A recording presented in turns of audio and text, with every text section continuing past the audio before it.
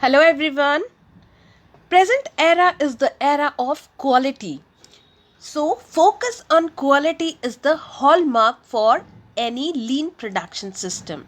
So in this video we will discuss about the quality control.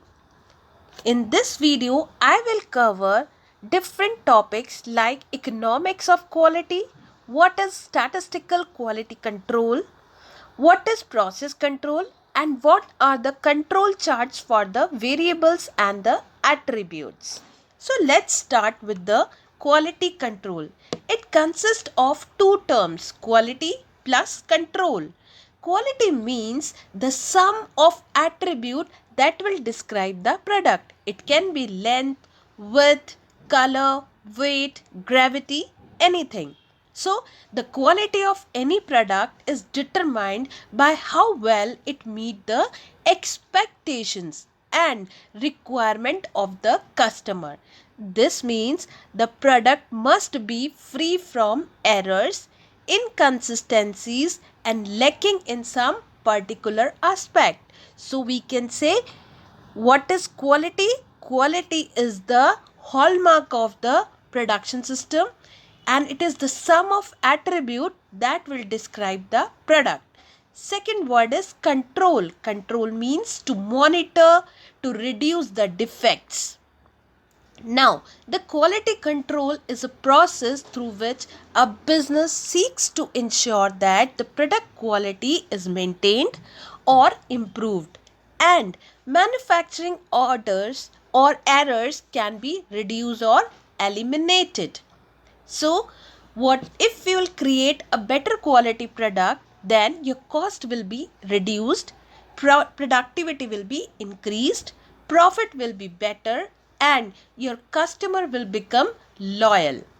So, now we will discuss three important terms related to the quality. First one is quality creation, means you have to create the quality on the basis of the selection of certain attributes you wish to achieve. Doing right in establishing new standards. Quality control is product oriented activities whose main focus is to identify the defects in the quality of the product. Means the resulting product will perform the intended function. Third term is quality assurance, means you are preventing the wrongdoing by managing activities to the known standard.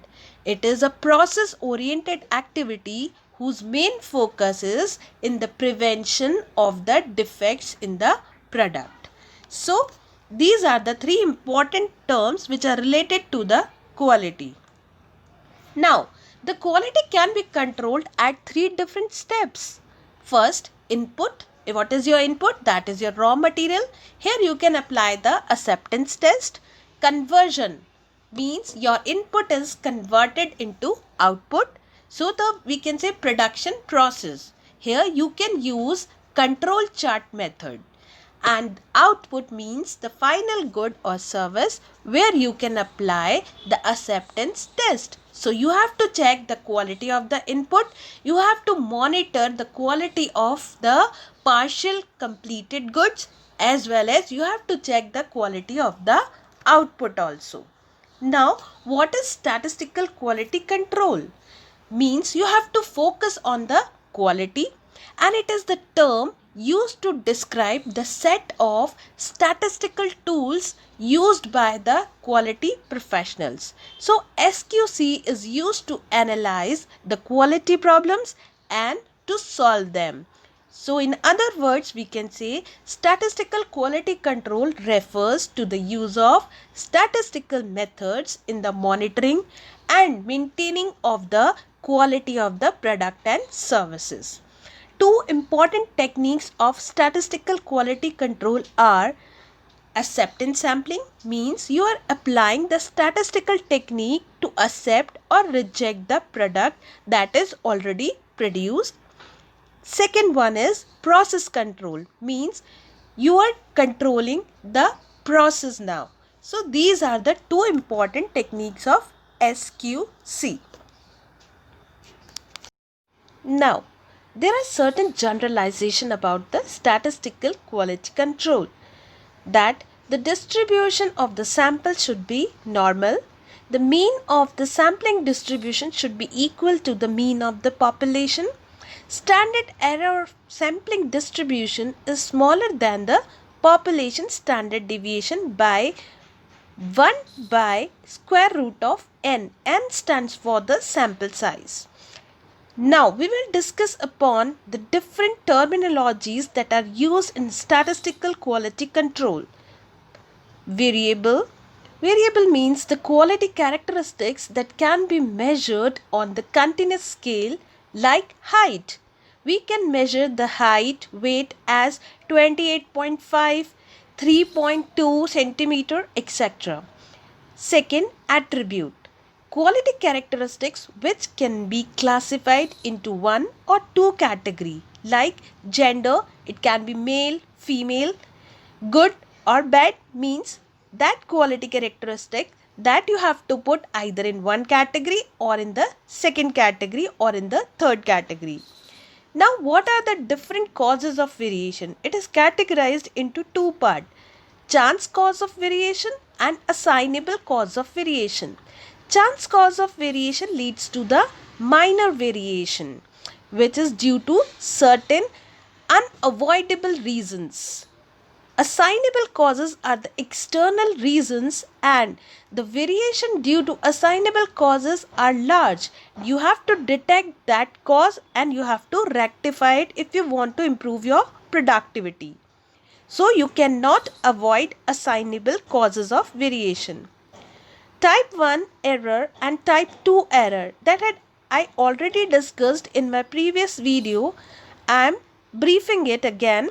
Type 1 means you are rejecting the right lot. Type 2 error is when you accept the wrong lot. Type 1 error is denoted by alpha, whereas type 2 error is denoted by the beta.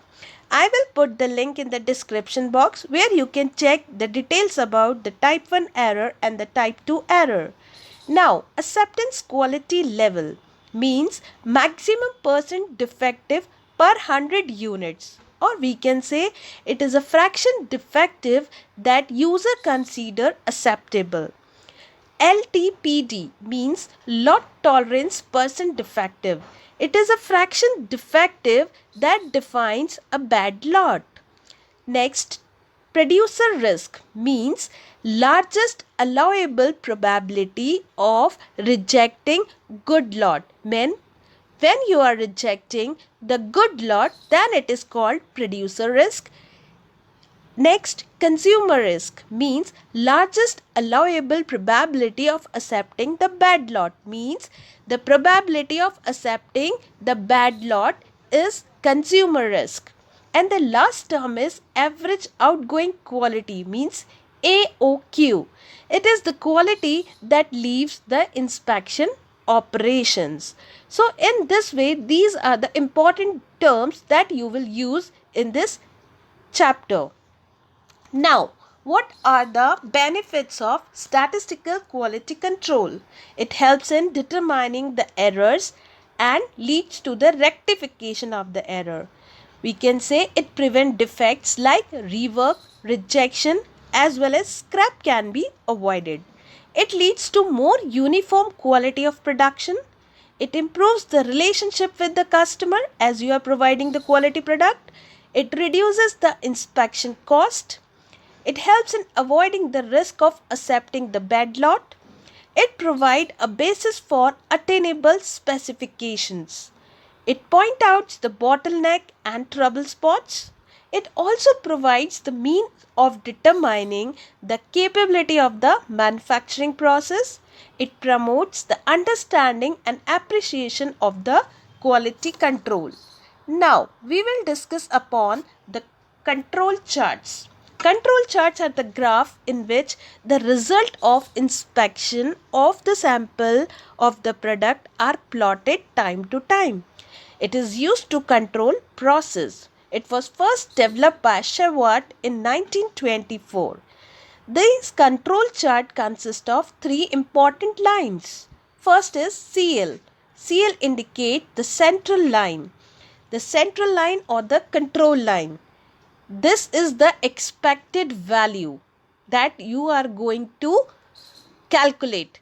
Now UCL is upper control line, means this is the line which exists above the CL, and LCL is the line which is below the CL. Hence, the points that fall outside the LCL and UCL shows that there is a fall in the standard quality of the product due to assignable causes. So these control charts also helps in differentiating the chance causes with the assignable causes. Here in this video you can see the control chart showing the mean and the range. So this is the mean or the range chart, and this chart shows that the process is under the control because all the points are lying between the lower control limit and the upper control limit. So before drawing the control chart, you have to choose the variable that is to be studied. After that, you have to select the rational subgroup. Then you will calculate the mean for each subgroup. After that, we will calculate the range. And after calculating the mean and range, we will be able to compute the central line, the upper control line and the lower control line. Now, your mean and range chart will be constructed. Then you have to do the test for homogeneity, means if any subgroup is not homogeneous or it is above or below the UCL and LCL, then you can remove those readings and again you have to repeat the test of homogeneity, and this test of homogeneity is to be repeated unless and until all points are within the limits of UCL and LCL. Now, what are the different types of control charts? So here we will study about two types of charts regarding variables and regarding attributes. For preparing the chart for the variable, we have to calculate mean chart as well as the range chart. So we will prepare mean chart and R chart. R stand for range chart. So the formula you can see here, CL is equals to mean and UCL is equals to mean plus A2R and LCL is equals to mean minus A2R. This A2R values will be given in the question. These are the standard values. For range chart, CL is equals to, CL value will be is equal to where you will plot the CL center line, it will be equal to the range. UCL is equals to D4 multiplied by range. LCL is equals to D3 multiplied by range. Again D4 and D3 values will be standard values. So in this way you can plot the control chart for the variables. For you have to construct a mean chart as well as the range chart. Now, control chart for attributes.